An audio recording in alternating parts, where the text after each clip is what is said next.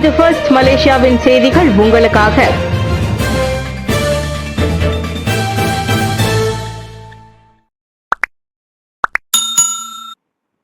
காணாமல் போன பெண்களை தேட பொதுமக்களின் உதவியை நாடும் போலீஸ். கடந்த ஆண்டு அக்டோபர் மற்றும் டிசம்பரில் பேராக்கில் காணாமல் போனதாக புகார் அளிக்கப்பட்ட 3 பதின்ம வயது பெண்களை தேடுவதற்கு பொதுமக்களின் உதவியை போலீஸ் நாடியுள்ளது. அக்டோபர் மாதம் 9ஆம் தேதி பாலிடெக்னிக் ஒன்றின் தங்கும் விடுதியில் இருந்து துடிப்பையை எடுத்துக்கொண்டு 18 வயதுடைய நூருல் ஷுஹாடா முக்லிஸ் வெளியேறுவதாக நம்பப்படுவதாக ஈப்போ மாவட்ட போலீஸ் தலைவர் ஏசிபி அபங் சைனல் அபிதிங் அபாங் அகமது தெரிவித்தார்.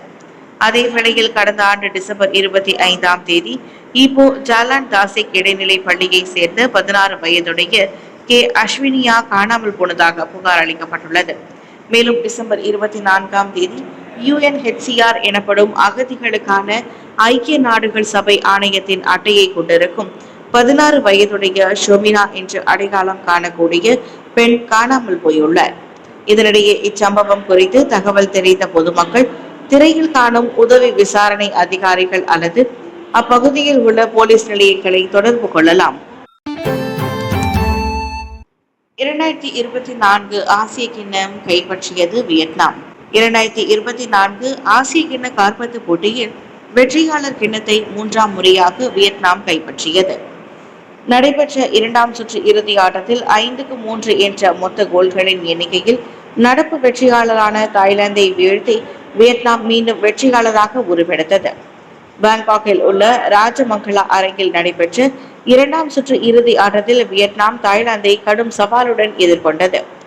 சொந்த இடத்தில் நம்பிக்கையோடு களமிறங்கிய தாய்லாந்தை 8வது நிமிடத்திலேயே முதல் கோல் அடித்து வியட்நாம் திணற செய்தது. அதன் பின்னர் 28வது நிமிடத்தில் தாய்லாந்து அதற்கான கோலை அடிக்க 1-1 என்று முதல் பாதி ஆட்டம் சமமானது. 2ஆம் பாதியின் 64வது நிமிடத்தில் 2ஆம் கோலை அடித்து தாய்லாந்து முன்னேறிய வேளையில் அதன் ஆட்டக்காரர் ஒருவர் செய்த தவறால் 74வது சிவப்பு அட்டை வழங்கப்பட்டு அவ்வணி 10 பேருடன் விளையாட நேர்ந்தது. அவ்வாய்ப்பை நன்கு பயன்படுத்திய வியட்நாம் ஆட்டத்தின் இறுதியில் 2 கோல்களுடன் 3-2 என தனது வெற்றியை உறுதி செய்தது. கடந்த ஆட்டத்தை சேர்த்து 5-3 என்ற மொத்த கோல்களின் எண்ணிக்கையில் வியட்நாம் 2023ஆம் ஆண்டு ஆசிய கிண்ணத்தை வென்று சாதனை படைத்தது. அயர்தாவார் தமிழ் பள்ளியில் தீயில் சேதம். பேராக் மாநிலத்தில் உள்ள பழமையான தோட்டப்புற பள்ளிகளில் ஒன்றான அயர்தாவார் தோட்ட தமிழ் பள்ளி நேற்று தீயில் சேதமடைந்தது. 32 மாணவர்கள் 13 ஆசிரியர்களை கொண்டு இயங்கி வந்த இந்த பள்ளியில் ஏற்பட்ட இந்த அசம்பாவிதத்தில் யாருக்கும் எவ்வித ஆபத்தும் ஏற்படவில்லை. திடீரென தீ பரவியதை தொடர்ந்து மாணவர்கள் அனைவரையும் ஆசிரியர்கள் பாதுகாப்பான இடத்திற்கு அழைத்து சென்றதாக பள்ளியின் வாரிய குழு தலைவர் வி மனோகரன் தெரிவித்தார். இச்சம்பவம் குறித்து காலை மணி 11:39 அளவில் கிடைத்த தகவலை தொடர்ந்து அங்கு விரைந்த தீயணைப்பு படையினர் சுமார் 25 நிமிடங்களில் தீயை கட்டுப்படுத்தியதாகவும் அவர் கூறினார். இச்சம்பவத்தில் 3 வகுப்பறைகள், ஒரு அறிவியல் கூடம், ஒரு கிடங்கு, சிற்றுண்டை சாலை, இணைப்பாட நடவடிக்கை மையம் ஆகியவை பெரும் சேதமுற்றன. தீச்சம்பவத்திற்கான காரணத்தை தீயணைப்பு அதிகாரிகள் ஆராய்ந்து வருகின்றனர். இதனிடையே கடந்த 1938ஆம் ஆண்டு முதல் இயங்கி வரும் இப்பள்ளியின் வளர்ச்சியின் நிமித்தம் பல்வேறு ஆக்கப்பூர்வ நடவடிக்கைகளை பள்ளி நிர்வாகத்தினர் தொடர்ந்து மேற்கொண்டு வரும் வேளையில் இத்தகைய துயர சம்பவம் பெரும் அதிர்ச்சியை ஏற்படுத்தியுள்ளதாக பெற்றோர்கள் கவலை தெரிவித்தனர். இலக்கவியல் துறையை மேம்படுத்த பிற நாடுகளுடன் ஒத்துழைப்பு. இலக்கவியல் மையமாக்கலை நோக்கிய உலகளாவிய மாற்றத்தில் மலேசியாவின் வளர்ச்சியையும் கருத்தில் கொண்டு 2023ஆம் ஆண்டு டிசம்பர் 12ஆம் தேதி அறிமுகப்படுத்தப்பட்ட இலக்கவியல் அமைச்சு நவீன வாழ்க்கையின் ஒவ்வொரு அம்சத்திலும் தொழில்நுட்பத்தின் முக்கியத்துவத்தை எடுத்து காட்டுவதற்கான நடவடிக்கைகளில் தொடர்ந்து முனைப்பு காட்டு வருகின்றது. அந்த வகையில் இலக்கவியல் துறையை மேம்படுத்தும் நோக்கில் பிற நாடுகளுடன் இணைந்து செயலாற்றுவதோடு பல முன்னேற்றங்களையும் மலேசியா அடைந்து வருவதாக அதன் அமைச்சர் கோவிந்த் சிங் டியோ தெரிவித்தார். இந்தியாவை சேர்ந்த 17 நிறுவனங்களுடன் பேச்சுவார்த்தையும் மேற்கொள்ளப்பட்டுள்ளது. 1943 வேலை வாய்ப்புகளும் உருவாக்கப்பட்டுள்ளன. 3 புரிந்துணர்வு ஒப்பந்தங்கள் கையெழுத்திடப்பட்டுள்ளன. முதலாவது நெக்ஸாம் மற்றும் எம்டெக் ஆகியவற்றுக்கு இடையில் இது வர்த்தக அரசாங்க திட்டங்களுக்கான மற்றும் ஒத்துழைப்புக்கும் ஆகும். இது வர்த்தக பங்காளித்துவத்திற்கானது. இறுதியாக MIDC உருவாக்க அரசாங்கங்களுக்கு இடையிலான புரிந்துணர்வு ஒப்பந்தம் என்றார் அவர். நஜிப்பின் வீட்டு காவல் விவகாரம் மன்னிப்பு வாரியத்திடம் இருந்து சிறைத்துறை உத்தரவை பெறவில்லை. முன்னாள் பிரதமர் டத்தோஸ்ரீ நஜிப் துன் ரசாக் தனது எஞ்சிய சிறை தண்டனையை வீட்டில் அனுபவிக்குமாறு கோலாலம்பூர், லாபுவான் மற்றும் புத்ரஜயா ஆகிய கூட்டரசு பிரதேசங்களின் மன்னிப்பு வாரியத்திடம் இருந்து சிறைத்துறை இதுவரை எந்த உத்தரவையும் பெறவில்லை.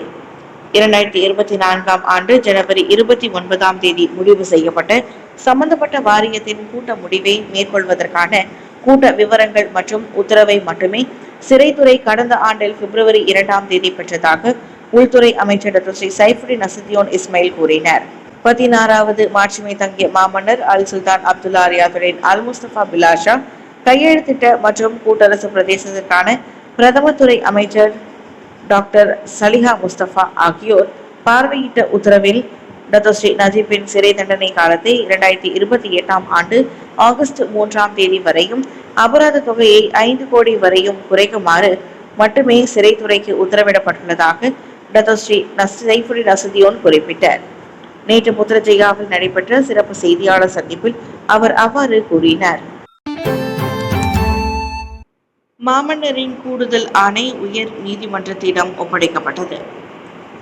மாட்சிமை தங்கிய மாமன்னரின் கூடுதல் ஆணை இருப்பது குறித்து டத்தோஸ்ரீ நஜிப் துன் ரசாக்கின் குற்றச்சாட்டு தொடர்பான வழக்கை மேல்முறையீட்டு நீதிமன்றம் 2-1 என்ற பெரும்பான்மையில் உயர் நீதிமன்றத்திடம் ஒப்படைத்துள்ளது.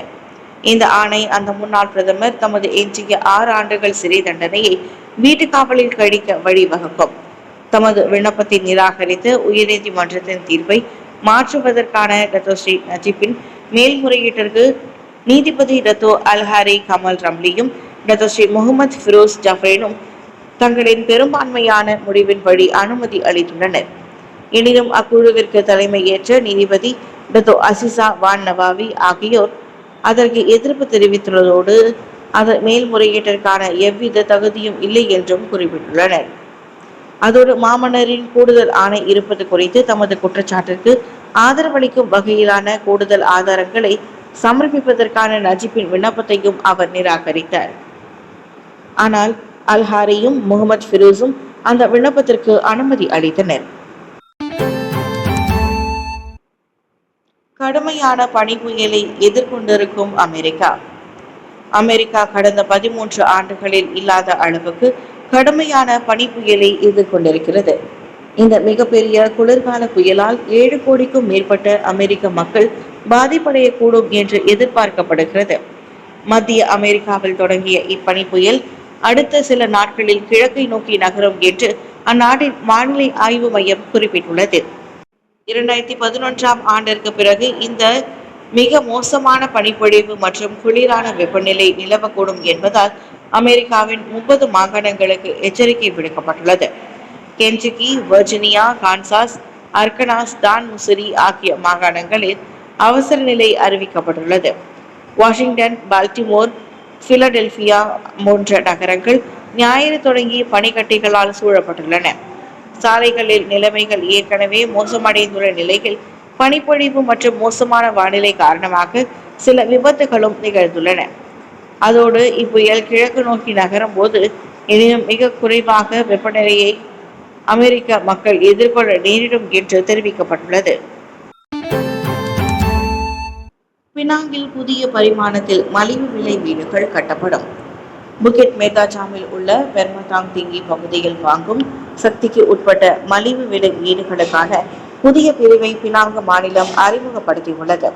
பினாங்கு மாநில வீடமைப்பு வாரியம் LPNPP மூலம் மாநில அரசு மலிவு விலை வீடுகளில் RMMின் C3 பிரிவில் டவுன் ஹவுஸ் என வகைப்படுத்தப்படும் ஒரு மாடி வீட்டை கட்டி இருப்பது இதுவே முதல் முறை என்று பினாங்கு மாநில வீடமைப்பு மற்றும் சுற்றுச்சூழலுக்கான ஆட்சிக்குழு உறுப்பினர் டத்தோஸ்ரீ சுந்தரராஜு தெரிவித்தார். இந்த பகுதியில் அதிகமான ஜனத்தொகை இல்லை என்றாலும் பெரிய நிலப்பரப்பு உள்ளது. இதனால் இங்கு அடுக்குமாடி வீடுகளை கட்டுவதற்கு பதிலாக தரை வீடுகள் அமைத்தால் மிகவும் சிறப்பாக இருக்கும் என்று முடிவு செய்யப்பட்டது. இந்த டவுன் ஹவுஸில் வீடுகளின் கீழ் மாடியில் ஒருவரும் மேல் மாடியில் ஒருவரும் என 2 குடும்பங்கள் தங்கலாம்.